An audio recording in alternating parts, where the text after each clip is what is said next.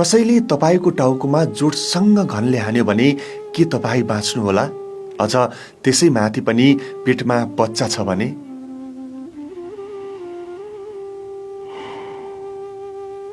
अलविदा माया कुमारी। माया कुमारी न त महिला हुन् न त कुनै व्यक्ति, उनी एउटी भैँसी हुन्।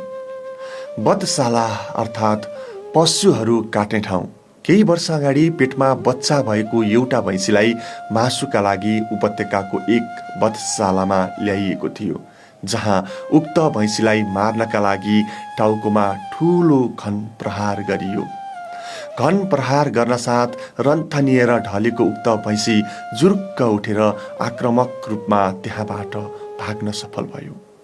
टाउकोमा गहिरो चोट र रगताम्य शरीर बोकेर उक्त भैँसी एउटा स्कुलभित्र गएर लुक्यो। केही समयमा भैँसीलाई खोज्दै त्यहाँ केही व्यक्तिहरू पुगे। उनीहरूलाई देख्न साथ भैँसी फेरि आक्रामक बन्न पुग्यो र नजिकै रहेका केही गाडीहरूलाई क्षति पुर्यायो। अवस्था भयावह भएपछि नेपाल प्रहरी, सशस्त्र प्रहरी र वन विभागका कर्मचारीहरू भेला भएर भैँसीलाई मार्ने तयारी गर्दै थिए। त्यतिकैमा पशु अधिकार कर्मीहरू त्यहाँ पुगे। उनीहरूले सो भैँसीलाई मार्न दिएनन् र ललितपुरको स्नेह केयर सेन्टरमा लिएर गए। भैँसीको हालत एकदमै दर्दनाक थियो। उसको टाउकोमा घनको ठूलो डोप थियो, सिङ भाँचिएको थियो, सिङ र आँखाबाट रगत चुहिरहेको थियो।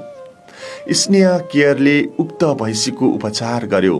उपचार गर्दै जाँदा केही दिनमै थाहा भयो भैँसीको पेटमा त बच्चा रहेछ। बिस्तारै भैँसीको स्वास्थ्यमा केही सुधार हुँदै गयो।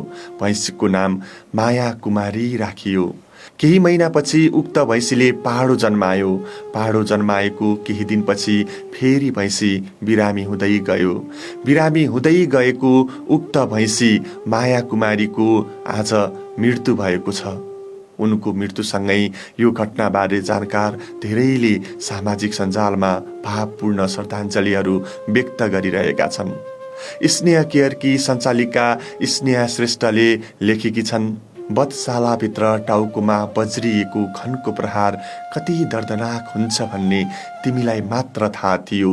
मृत्युको वज्र टाउकोमा बज्रिँदा पनि पेटको सन्तानका लागि मृत्यु जित्न सक्ने तिम्रो मातृशक्तिको गाथा सायदैले बयान गर्न सक्लान्। स्नेहा श्रेष्ठले उक्त भैँसीबाट जन्मिएको पाडोको नाम मैचा राखिदिएकी छिन्। भैँसीको निधनप्रति शोक व्यक्त गर्दै उनले लेखेकी छन्, पीडा र वेदना बोकेर भौतारी रहेकी तिमीलाई भाग्यले भेट्यौं। तिम्रो दुःख सुखको साथी बन्यौ।